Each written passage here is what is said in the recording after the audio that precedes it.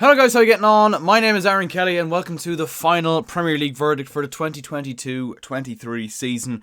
Usually in this series we would sit down and talk about the weekend's action, but the final weekend of the Premier League was so fucking boring that I'm just not even going to fucking mention it. I mean, we'll run through it very quickly at the start here. Chelsea scored a goal, but not really. Tottenham won, but not really. And Leicester won, but not really. They still got relegated. Everton stay up, as we all kind of predicted them to. Abdoulaye Doucouré scored the winner for them in the game against Bournemouth, and Everton stay up, kind of as predicted. That was your final day, ladies and gentlemen. That was the stage that the best league in the world had set for itself on the final day of the season, as boring as it was. So, what I'm going to do in this video instead is something a lot more entertaining, alright?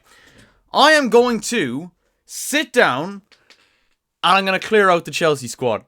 There you go. So the Chelsea squad that pretty much finished the season or played that whole kind of second half of the season, they're all in this little tier list here that I've made the tiers. Starting 11, bench/rotation, loan or sell. Okay, all fairly self-explanatory. We're going to run through the whole squad and see if we've made the 10-minute mark. That's all I'll say. Now this is going to be fucking brutal. Alright, I may as well tell you. Nobody is safe in this. I mean, maybe a couple of people are safe, but no one is safe. No one is safe in this list. We are going to kick things off with Pierre-Emerick Aubameyang. Get out. Should never have signed in the first place, if we're being honest. Should never have been a Chelsea player. It was just a panic decision at the start of the season, at the end of the summer transfer window. And, he's been an absolute flop, to be fair. Now, bearing in mind, this squad of players I have here, like I say, is the squad that finished the season. So there are some, a fucking shed load of players coming back from their various loan spells across Europe this season. The likes of Lukaku, Ian Maatsen, Bakayoko's on his way back, ladies and gentlemen. But I've not included them on this list because it would literally be going for fucking hours. So anyway, Badiashile goes into the starting 11. I think he was probably the best signing we made all season, to be fair. I think he was very impressive since he's come in January, and obviously was very unfortunate to get that injury, but I like him a lot. Young French centre-back, very good on the ball, very quick, very strong, very commanding in the air as well. Maybe could do it a little bit more time beside Thiago Silva just to kind of develop him forward, but I'm going to put him in there. Marcus Bettinelli, he signed a new contract. He's never going to play bench/rotation. Armando Broja is bench/rotation. Could potentially break into the starting 11. I like the look of Armando Broja this season. Again, very unfortunate the way his season kind of came to an end. Chelsea playing that friendly in the lead up to the return of the Premier League following the World Cup. And he did his cruciate, he broke his ankle. He did something bad anyway. And he's been out ever since. But Armando Broja is a quality player. Ben Chilwell. Ben Chilwell is starting 11, let's be honest. But I don't like how much he gets injured. That's my only issue. And, we'll talk about Cucurella later on, but we talked about Lewis Hall kind of coming in and doing a decent job. I still think he's a little bit suspect defensively, but he's not a left back. He's not even a defender, to be fair. So I don't think you can really criticise him on that. But you got him and you got Ian Maatsen coming in. Hopefully Chelsea can, keep him after coming home from Burnley. Carney Chukwuemeka. Now, if it was down to me, Chukwuemeka would have got a lot more minutes than he actually did this season. I was very disappointed to see how he was treated. Chelsea actually stopped him from going to the under-20 Euros, is it, with England? They've won their first couple of games, and, the idea was, Chelsea, we're going to keep him because we plan on playing him. Well, doesn't really fucking look like it, to be fair. Chukwuemeka, I'm keeping, but I'm bench/rotation. I think he's still quite young. I'd like to see that he did get a couple of games and a couple of starts before the end of the season, rather. But, that's as far as I'd go with him for the minute. Conor Gallagher. Now, I love Conor Gallagher's work rate. I think he's one of the few that genuinely cared about how bad Chelsea were in the run-in there towards the end of the season. But he's just not very good, is he? Like, let's call a spade here, lads. I don't think Conor Gallagher's very good, and I don't think he's Chelsea quality either. So for me, I gotta sell him. And to be fair, I think you'll get 30-40 million from an Everton or someone like that for him. I believe Everton were actually after him in January for that kind of fee, and Chelsea just didn't sell him for whatever reason. But anyway, Cesar Azpilicueta, love the man. Great to see that he got what looks like probably being a great send-off in the final game of the season. The "We'll Call You" legend banners around Stamford Bridge. I thought that was absolutely brilliant. But he's been done for the last 2 or 3 years, unfortunately, and for me, it's time to go. it's time to go. He's finished at this level. David Datro Fofana, again, another one of those I would have liked to see a lot more of in that kind of run-in where Chelsea were really struggling for goals. I'm going to loan him. I don't think he's ready to start for Chelsea yet, but I do think he needs games, and I think a loan to maybe a lower down Premier League team would really benefit him massively. Enzo Fernandez is starting 11. There's absolutely no doubt about that. He's one of the few kind of shining lights. And one of the few, again, that actually looked like he gave a shit about what was happening on the pitch. Sorry for my voice, by the way. I've been sick for nearly a week now, and I don't feel like it's going away. But anyway, Joao Felix. Obviously, Joao Felix was on loan for the course of the season, or for the second half of the season, rather. He's an impressive footballer, but he's one of those that I call a luxury footballer. He's one of those that's good when the going is good, if that makes sense. He's not going to pick your team up and absolutely drag you to victory through the fucking depths. But he is a quality player nonetheless. But would I warrant spending 100 million to bring him back? I say the best option for Chelsea, I'm going to put him in the loan category, i.e. to bring him back on loan.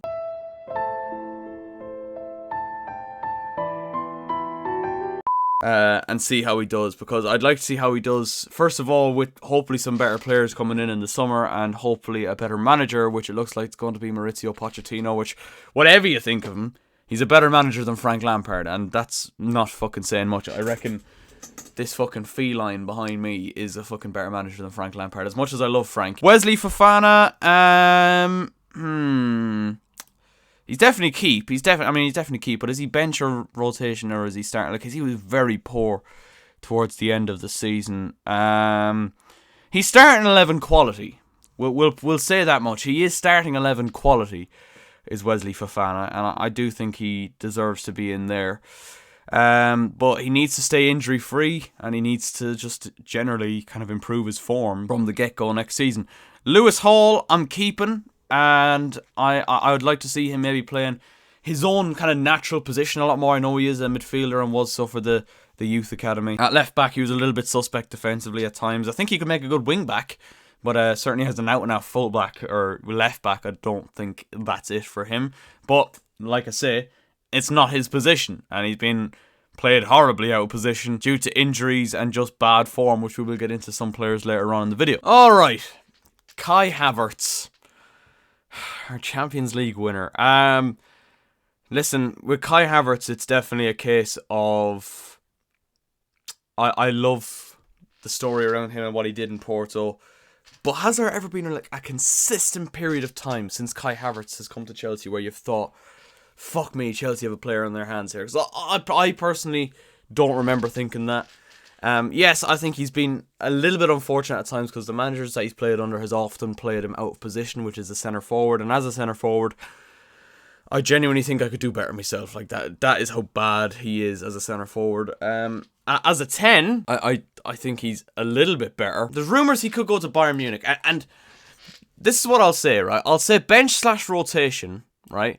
Unless you get a big offer from Bayern Munich. And also, if that offer does come in and Kai Havertz does go, I won't be overly disappointed. That's the way I'll phrase it with Kai Havertz. I do think he's a quality player. He's definitely got some good attributes. But Chelsea have just underutilised him at times or used him in the wrong position. And even when they have put him in the right position, we've only seen it in fits and starts, unfortunately, with Kai Havertz. So for me, he's bench and rotation, but he's getting towards his last legs at the minute. Reece James, when he is fit, is starting 11. However, Reece James is always fucking injured.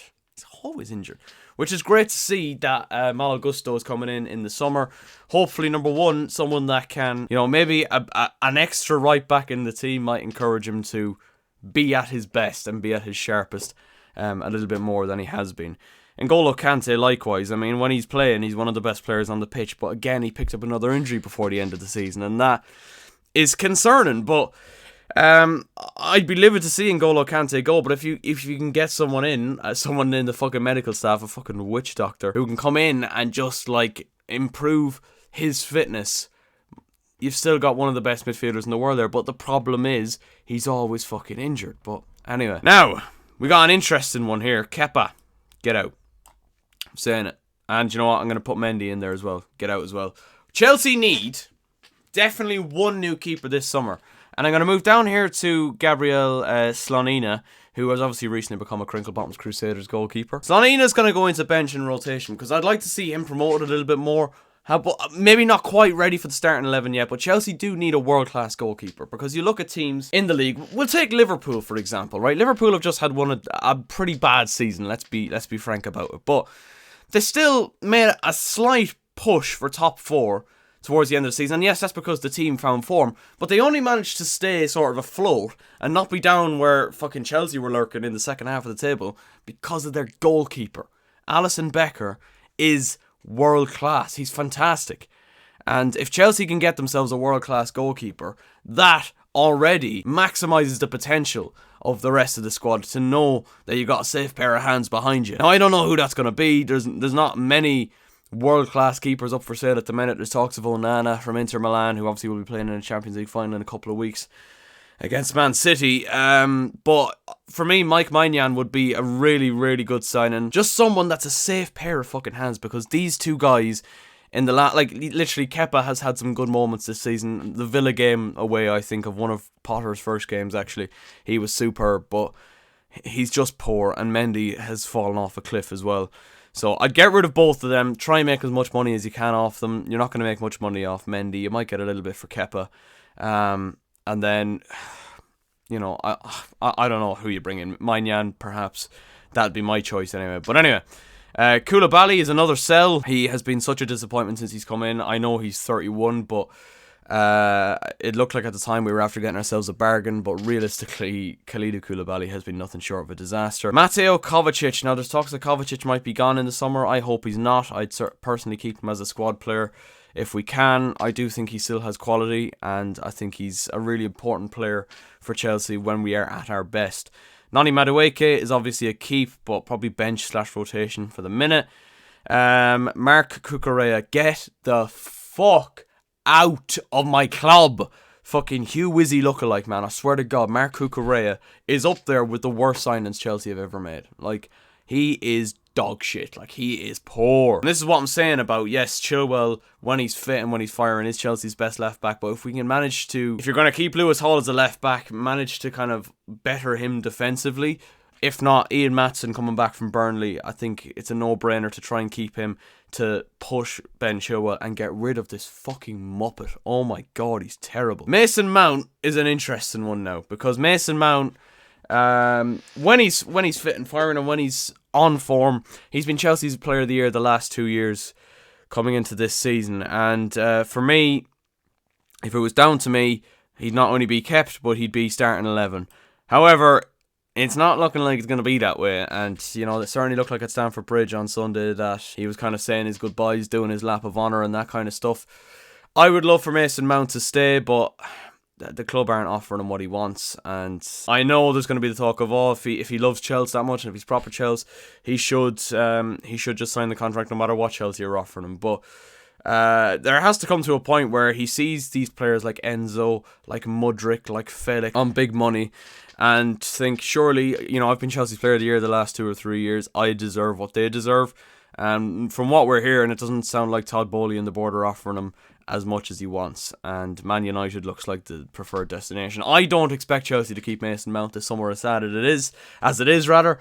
But if it was down to me, Mason Mount would stay, and it is down to me in this video. So Mason Mount is in my starting 11. Kylo Mudryk, he's been such a disappointment, but you can't sell him. Bench/rotation. Christian Pulisic doesn't want to be here, and again, another one of those that's always fucking injured. I mean, post-lockdown Pulisic will never be forgotten, but my God.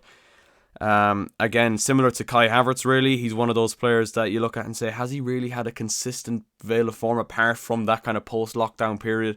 I don't personally think so. Christian Pulisic, he doesn't want to be here anyway, so let him go.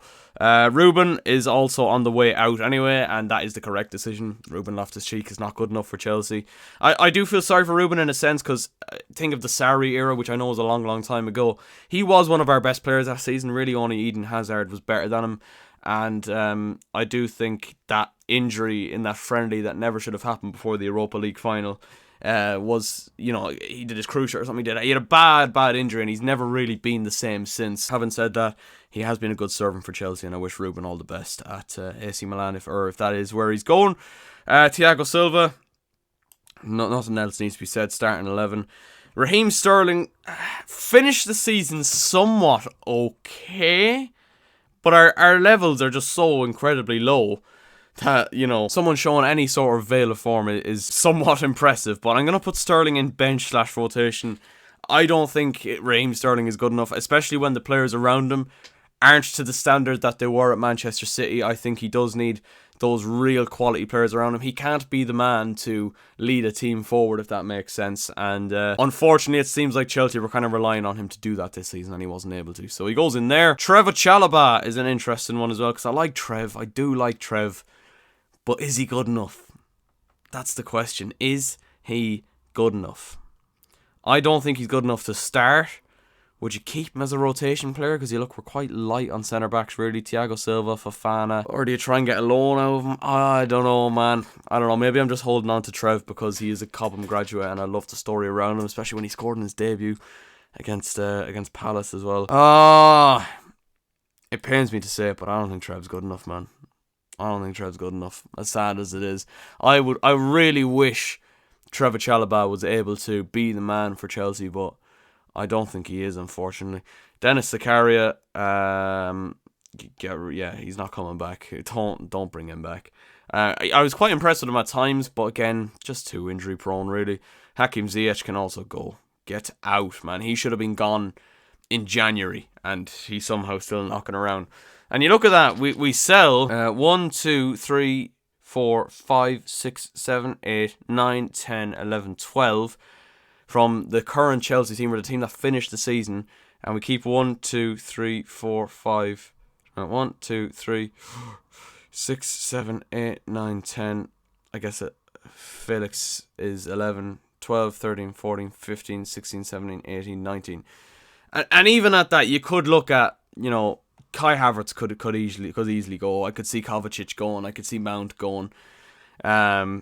Unfortunately, Felix, who knows whether or not Chelsea will decide to keep him. I do think they'll probably try and get him back on loan. I think that is the intelligent response, but we all know Todd Bowley, he's not exactly prone to the odd intelligent response. But that is my thoughts, and obviously there's a fucking truckload of players coming back to Chelsea from their loan spells as well. Romelu Lukaku, of course, being the headline name out of that.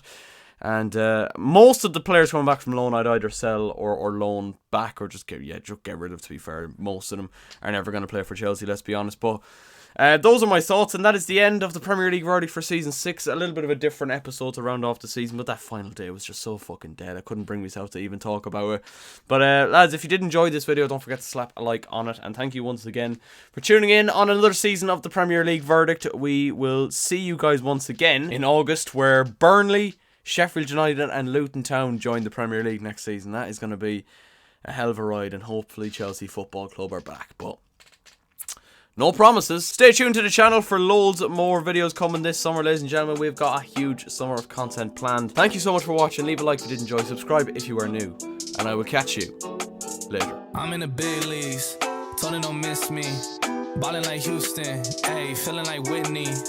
I need a bag, bruh. Send it through quickly. I'm making his dog, like I'm in the big leagues. Told him that I gotta go, dog. I'm riding a road, y'all. I think that I'm back in my bag now.